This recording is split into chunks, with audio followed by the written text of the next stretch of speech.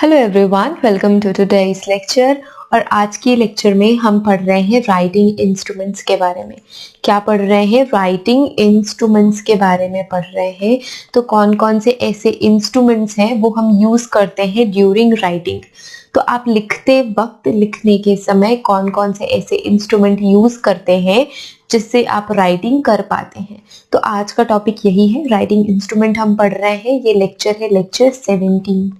Lecture 17 हम कर रहे हैं आज। लेक्चर 17 में क्या कर रहे हैं? राइटिंग इंस्ट्रूमेंट के बारे में पूछ रहे हैं, पढ़ रहे हैं। क्या पढ़ रहे हैं? राइटिंग इंस्ट्रूमेंट के बारे में पढ़ रहे हैं। राइटिंग इंस्ट्रूमेंट कितना क्लियर है नेम से ही। जैसे कि मैंने ऑलरेडी एक बार बोला हुआ है कि जब भी आप कोई वर्ड पढ़ते हैं, कोई टर्म पढ़ते हैं, तो आपको वो टर्म पढ़ते ही एक जनरल आइडिया लग जाता है कि वो टॉपिक क्या हो सकता है, उससे रिलेटेड चीजें क्या हो सकती है। तो जैसे ही मैंने बोला राइटिंग इंस्ट्रूमेंट्स, तो क्या समझ में आया? वो सारे इंस्ट्रूमेंट्स जो राइटिंग पर्पस के लिए या राइटिंग को अचीव करने के लिए इस्तेमाल किए जाते हैं या यूज किए जाते हैं, वो सारे के सारे क्या कहलाएंगे? राइटिंग इंस्ट्रूमेंट कहलाएंगे। तो यहाँ पे कुछ है एग्जाम्पल्स जो आज हम लेक्चर में कवर करने वाले हैं। जैसे कि पेपर। पेपर पेपर क्या हुआ? पेपर भी हमारा एक राइटिंग इंस्ट्रूमेंट हुआ, क्योंकि पेपर पे ही हम हमारा जो राइटिंग का प्रोसेस है वो लिखते हैं, वो अचीव करते हैं। विदाउट पेपर या विदाउट ऐसा कोई भी बेस आप राइटिंग अचीव नहीं कर सकते। या तो आप पेपर पे लिखेंगे या तो फिर आप कोई भी ऐसा बेस होगा। फॉर एग्जाम्पल अगर आप वॉल पे लिखना चाहते हैं तो वॉल पे भी लिखने के लिए आपको एक बेस मटेरियल, आपको वॉल तो चाहिए ना, कि बिना वॉल तो आप लिख नहीं सकते। अगर आपको वॉल में लिखना है तो आप राइटिंग इंस्ट्रूमेंट कोई भी पेंसिल यूज कर सकते हैं, पेन यूज कर सकते हैं, कोई भी इंक यूज कर सकते हैं, but without the base element आप राइटिंग अचीव नहीं कर सकते। तो हम यहाँ पे मोस्ट ऑफ द टाइम हमारे पास पेपर होता है। तो पेपर हमारा क्या हो गया? पेपर हमारा एक राइटिंग इंस्ट्रूमेंट हुआ, क्योंकि राइटिंग इंस्ट्रूमेंट के अंदर ही पेपर भी आएगा। जैसे कि मैं अभी डिजिटली लिख रही हूँ, जो भी मैं ये आपको लिख रही हूँ या जो ऑलरेडी लिखा हुआ है, ये पेपर नहीं है, बट ये भी एक राइटिंग इंस्ट्रूमेंट हुआ। जो मैं डिजिटल पेन या जो स्टाइलस में यूज कर रही हूँ वो भी एक राइटिंग इंस्ट्रूमेंट हुआ। तो राइटिंग इंस्ट्रूमेंट वो इंस्ट्रूमेंट होते हैं जिनकी हेल्प से आप राइटिंग अचीव करते हैं। जैसे कि मैंने यहाँ पे अपना नाम लिखा, दीक्षा। तो ये मैंने कैसे अचीव किया? कि मेरे स्क्रीन से मैंने अपना स्टाइलस कनेक्ट किया हुआ है, या मैंने कोई ऐसा इंस्ट्रूमेंट कनेक्ट किया हुआ है जिसके थ्रू मैं यहाँ पे अपना नाम लिखना अचीव कर सकी, यहाँ पे मैं अपनी राइटिंग को अचीव कर सकी। तो वो सारी चीजें क्या कहलाएंगी? राइटिंग इंस्ट्रूमेंट कहलाएगी। और हमारे लिए कौन कौन से इंपॉर्टेंट राइटिंग इंस्ट्रूमेंट है? पहला तो हो गया पेपर, कि पेपर आपका इंपॉर्टेंट राइटिंग इंस्ट्रूमेंट हुआ। इंक, तो विदाउट इंक आप पेपर में राइट नहीं कर सकते, तो आपको इंक की भी जरूरत है या इंक की रिक्वायरमेंट आपको होगी। तो इंक भी आपका राइटिंग इंस्ट्रूमेंट हो गया। इसके अलावा पेंसिल, अगर आप इंक यूज नहीं करते तो आप पेंसिल की यूज करेंगे। पहले के जमाने में याद है, हम अभी भी आप कोई ऐसा डेली सोप देखते हैं या कोई भी ऐसी कभी मूवी देखी हुई है कि फेदर हुआ करते थे, उसकी टिप थोड़ी ऐसे होती थी, फिर ये फेदर हुआ करते थे। और इंक की बॉटल, चलो ऐसा, ये इंक की बॉटल है। तो ये फेदर इंक की बॉटल में डिप कर करके आप अपने पेपर में या आप अपने जो भी था उसमें आप अपना राइटिंग अचीव करते हैं। तो ये हो गया कि आपके पास पेंसिल नहीं है, आपके पास पेन नहीं है, बट आपके पास क्या है? आपके पास है इंक। तो आप इंक की हेल्प से अपना राइटिंग जो एम है, जो ऑब्जेक्टिव है आपका, वो आप अचीव कर सकते हैं। फिर धीरे से क्या हुई? पेंसिल के बारे में लोगों ने जाना, पेंसिल का इन्वेंशन हुआ और पेंसिल से फिर हम पेपर पे लिखने लगे। किससे लिखने लगे? पेंसिल से लिखने लगे। यहाँ पे पेंसिल हम बना देते हैं, हम पेंसिल से लिखने लगे। तो पेंसिल में क्या होती है? बेसिकली ये जो ब्लैक पोर्शन होता है जिसको आप अपने जो आपके पास शार्पनर होता है, ठीक है, शार्पनर में इरेजर कहने वाली थी। तो शार्पनर से आप क्या करते हैं? शार्पनर से आप पेंसिल को शार्प करते हैं एंड देन उसकी हेल्प से आप पेपर पे लिखते हैं। तो पेपर भी यहाँ पे राइटिंग इंस्ट्रूमेंट हुआ। पेंसिल भी राइटिंग इंस्ट्रूमेंट हुई। इसके बाद इन्वेंट हुई pen. Different type of pens का इन्वेंशन हुआ, फिर पेन का इस्तेमाल होने लगा। पेन के अंदर भी इंक लगी हुई होती है, तो डिफरेंट इंक हम यूज करते हैं। यहाँ पे जो इंक यूज कर रहे थे ये डिफरेंट इंक थी। हम पेन में जो इंक यूज करेंगे वो भी डिफरेंटली प्रिपेयर्ड होगी, ताकि वो अच्छे से पेन से फ्लो के साथ आ सके पेन की निब तक। तो ये हमारे राइटिंग इंस्ट्रूमेंट हो गए। आपका पेपर भी राइटिंग इंस्ट्रूमेंट है, इंक भी राइटिंग इंस्ट्रूमेंट है, पेंसिल भी राइटिंग इंस्ट्रूमेंट है एंड पेन भी राइटिंग इंस्ट्रूमेंट है। तो यहाँ पे मैंने इस वजह से पेंसिल, पेन, इंक, पेपर ये सारी चीजें लिखी हुई है, क्योंकि ये हम इस लेक्चर के थ्रू कवर करने वाले हैं। अगर इस लेक्चर के थ्रू पूरा का ये सारे राइटिंग इंस्ट्रूमेंट्स नहीं हुए तो हम क्या करेंगे कि 2 राइटिंग इंस्ट्रूमेंट पहले कर लेंगे। फॉर एग्जाम्पल आज के लेक्चर में पेपर और इंक कर लेंगे और कल के लेक्चर पे पेंसिल और पेन कर लेंगे। तो हम यहाँ पे 50% आज कर लेंगे, 50% कल की क्लास में कर लेंगे। तो 2 क्लासेस में हम राइटिंग इंस्ट्रूमेंट आराम से डिटेल में पढ़ के फिनिश कर लेंगे, कवर कर लेंगे। ठीक है, तो राइटिंग इंस्ट्रूमेंट्स के बारे में पढ़ना शुरू करते हैं। तो सबसे पहले हम एक बार राइटिंग इंस्ट्रूमेंट का बेसिक्स देखेंगे, बेस देखेंगे कि राइटिंग इंस्ट्रूमेंट्स होते क्या हैं और हम कौन कौन सी ऐसी चीजें हैं, मटेरियल जिसे हम राइटिंग इंस्ट्रूमेंट मानते हैं। तो राइटिंग इंस्ट्रूमेंट के बारे में हमने ऑलरेडी ब्रीफ में डिस्कस कर लिया है, बट कुछ स्टेटमेंट्स है जो इंपॉर्टेंट है, जैसे कि the writing instrument is one of the important aspect of writing because of a person to write with an ink pen may write with a slight difference form a ball pen which cannot be recognized at once। तो चलो ये चीज यहाँ पे बोली जा रही है कि इम्पोर्टेंट है, क्या इम्पोर्टेंट है, आपके राइटिंग इंस्ट्रूमेंट के बारे में जानकारी होना इम्पोर्टेंट है कि आप कैसे राइटिंग इंस्ट्रूमेंट यूज करके अपनी राइटिंग अचीव करते हैं। तो जो पर्सन इंक पेन में जैसे लिखता है या जिसकी राइटिंग इंक पेन में अलग है, वो बॉल पेन से स्लाइटली डिफरेंट हो सकती है, वो बॉल पेन से स्लाइटली डिफरेंट हो सकती है। तो इंक पेन और बॉल पेन, आपके कुछ फ्रेंड्स होंगे जो इंक पेन से लिखना पसंद करते हैं, कुछ ऐसे फ्रेंड्स होंगे जो सिर्फ बॉल पेन से लिखना पसंद करते हैं, बट कोई एक पर्सन है ए, जब वो इंक पेन से लिखता है तो उसकी राइटिंग बहुत अच्छी होती है, बट वो बॉल पेन से लिखता है उसकी राइटिंग थोड़ी बुरी हो जाती है, या फिर हमें कहना चाहिए स्लाइट डिफरेंस आ जाता है। तो ये जो स्लाइट डिफरेंस है आप एक ही बारी में नहीं पकड़ सकते। तो राइटिंग इंस्ट्रूमेंट की इंफॉर्मेशन होना या उसके जो भी पॉइंट्स हैं उनको इम्पोर्टेंट मानना हमारे लिए इम्पोर्टेंट है, क्योंकि कोई एक पर्सन इंक पेन से डिफरेंट लिख सकता है और बॉल पेन से उसमें स्लाइट डिफरेंस आता है। कोई बहुत बड़ा डिफरेंस नहीं आता, बट यस बॉल पेन से स्लाइट डिफरेंस आता है, बॉल पेन और इंक पेन। ऐसा हो सकता है, हमेशा नहीं होता है, ऐसा हो सकता है कि इंक पेन और बॉल पेन जब भी कोई पर्सन इंक पेन से लिखे तो उसकी हैंडराइटिंग डिफरेंट हो, और जब भी वो पर्सन बॉल पेन से लिखे तो उसकी हैंडराइटिंग में स्लाइट डिफरेंस आता है। और ये जो डिफरेंस है वो एक बारी में पकड़ा नहीं जा सकता। तो आप एक बारी में ये डिफरेंस को नहीं कैप्चर कर सकते, नहीं पकड़ सकते। There are many writing instrument but it can be classified as further।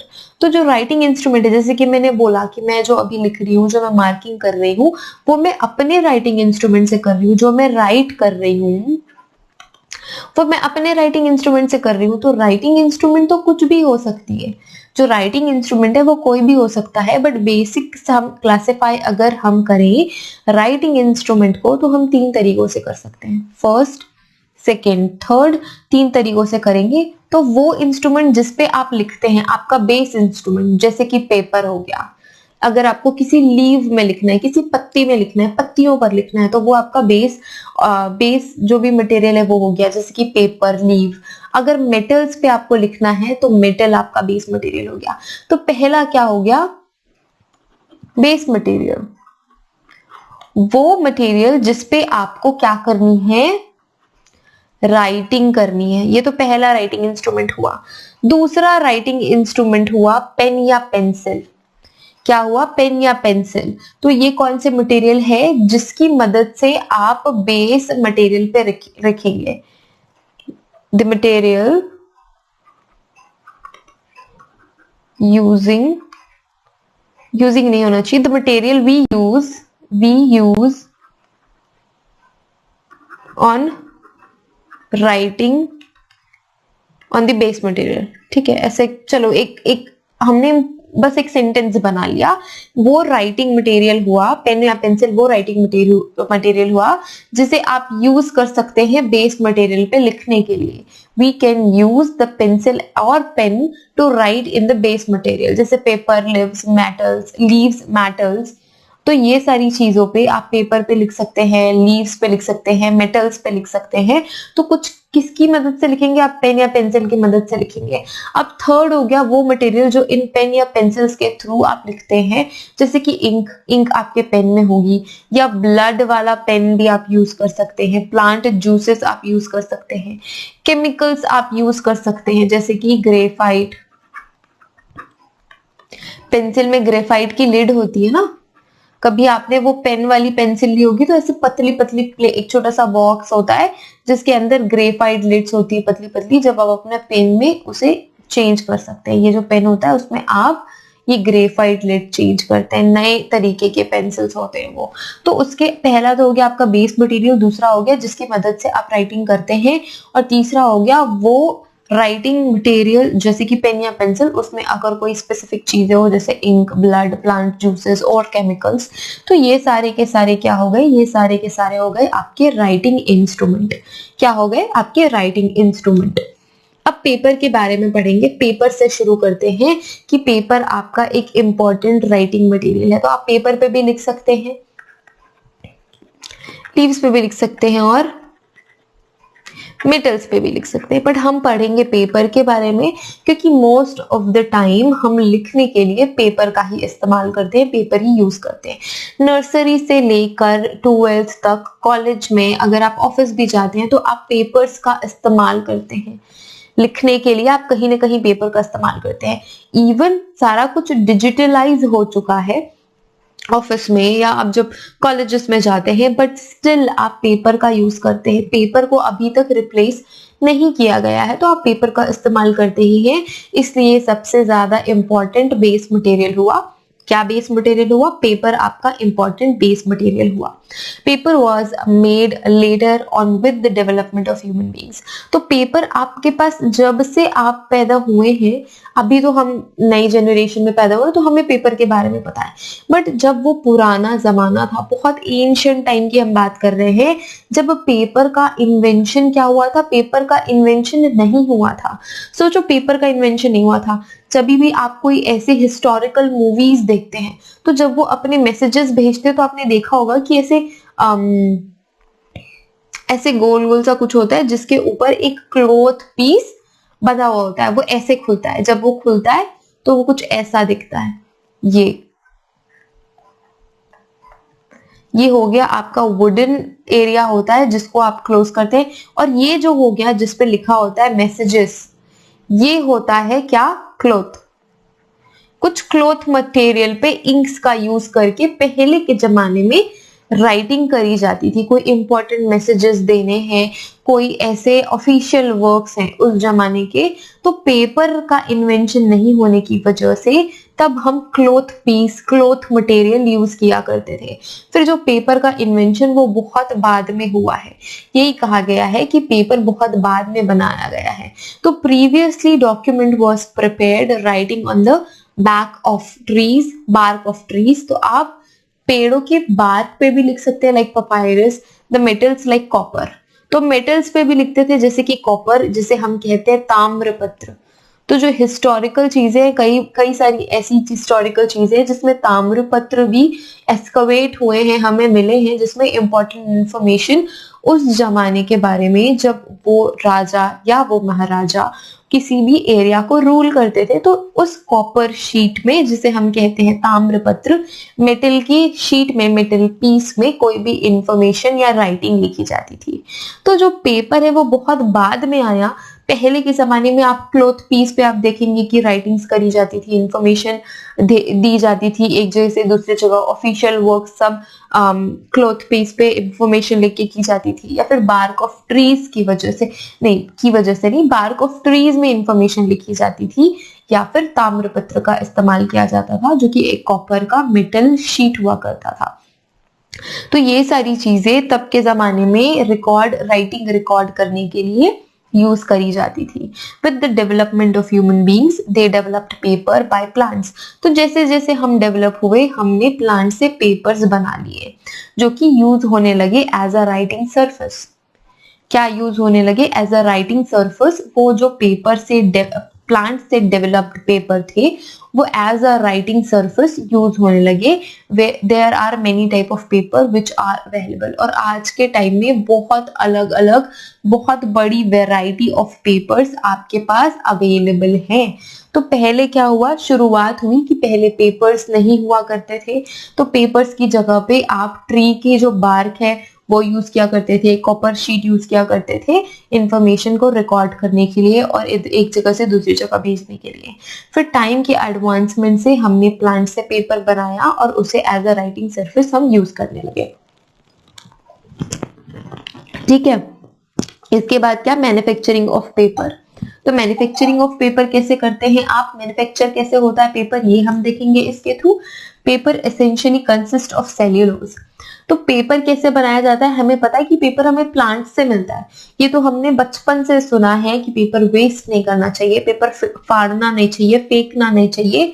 क्यों? क्योंकि वो प्लांट से आता है। अगर हम पेपर वेस्ट करते हैं तो प्लांट भी वेस्ट हो जाते हैं, जो ट्रीज है वो सारी वेस्ट हो जाती हैं। तो इनिशियली पेपर कहाँ से आता है, प्लांट से आता है, जो कि प्लांट सेल्यूलोज होता है या फिर रैग्स, स्ट्रॉ और वुड। तो ये सारे के सारे प्लांट के ही पार्ट्स हैं। तो प्लांट जो सेल्यूलोज है उससे हम पेपर का मैन्युफैक्चरिंग करते हैं, पेपर बनाने का काम करते हैं। अब ये पेपर बनता कैसे है? The material is beaten to small shreds, narrow strips cut और ड्रॉन अप। तो जो मटेरियल है वो बीट किया जाता है, स्मॉल श्रेड्स में अलग किया जाता है। श्रेड्स क्या होते हैं? नैरो स्ट्रिप्स जो कि कट की जाती हैं या अलग करी जाती हैं, जो प्लांट मटेरियल जो सेल्यूलोज हमें मिला है उसे। तो आपने वो प्लांट मटेरियल सेल्यूलोज को बीट कर लिया and their suspension in water is passed over a continuous moving wire gauze screen.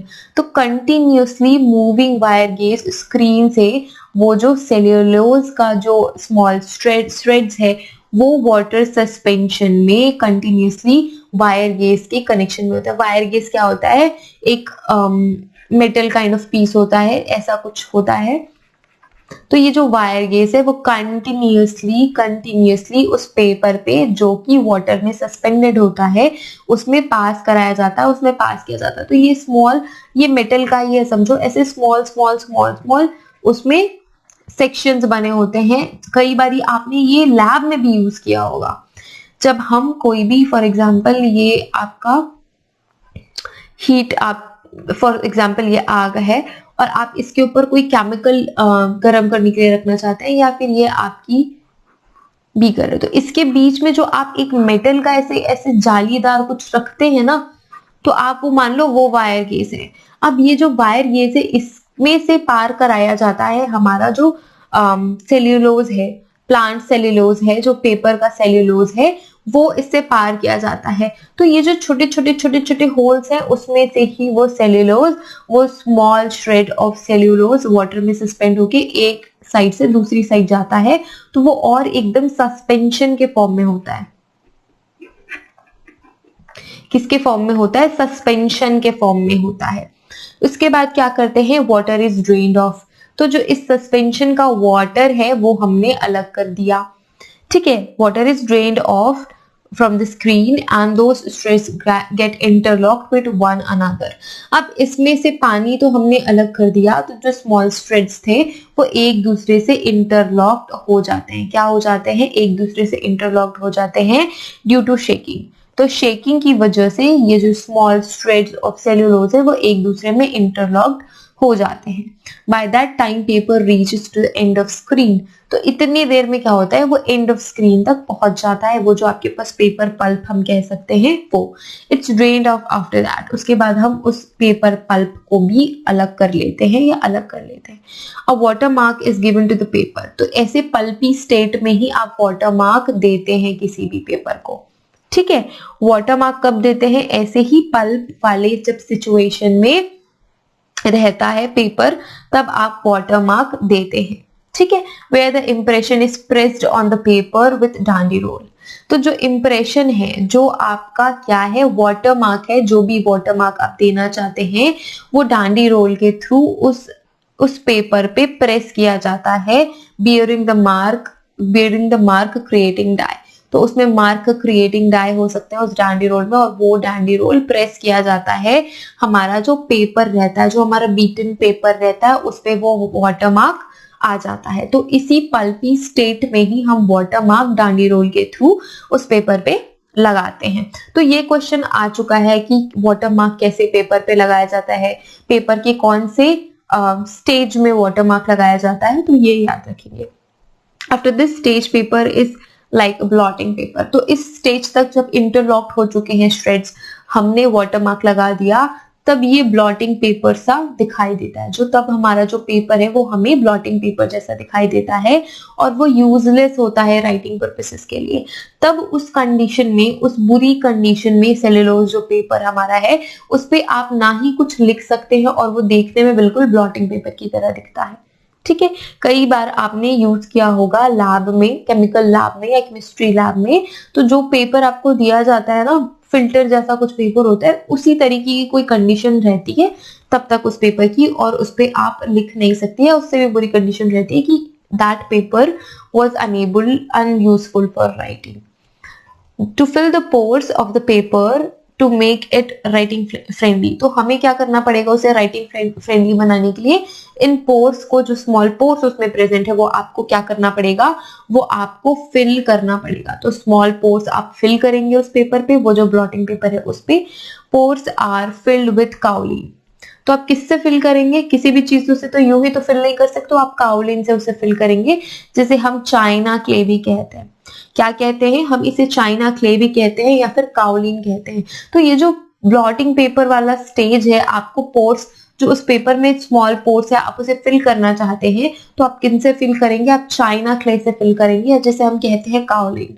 तो आप काउलिन से उन स्मॉल पोर्स को पेपर के फिल कर सकते हैं, या फिर कैल्शियम और बैरियम सल्फेट यूज करते हैं।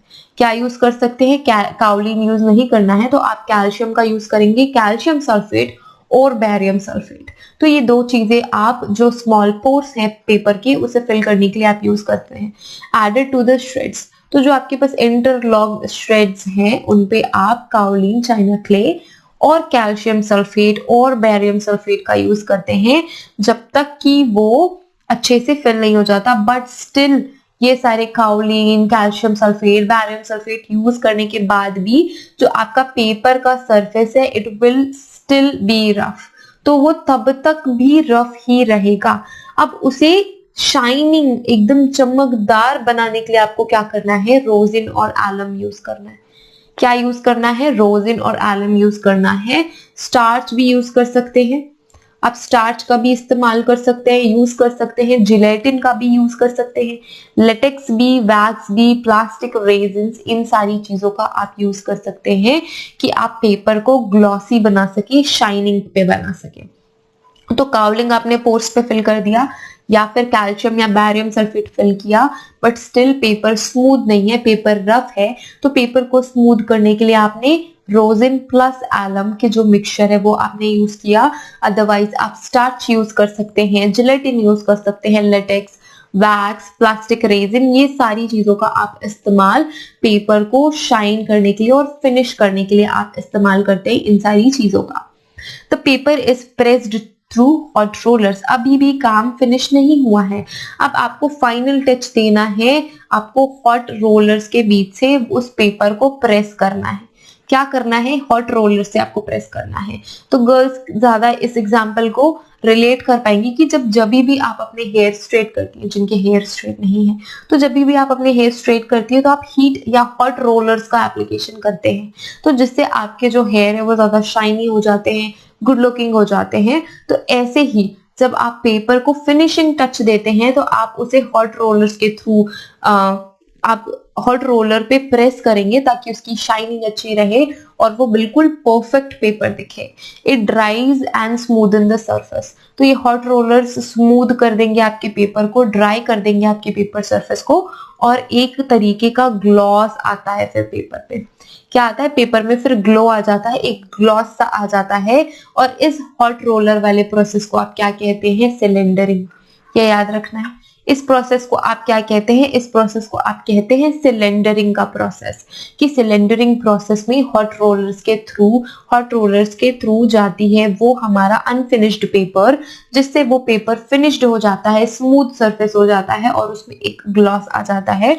और इस प्रोसेस को, ये स्टेप को हम कहते हैं सिलेंडरिंग का प्रोसेस। ओके अब ये सारी चीजें तो हमने मैन्युफैक्चरिंग ऑफ पेपर देख लिया। अब हम देखेंगे एग्जामिनेशन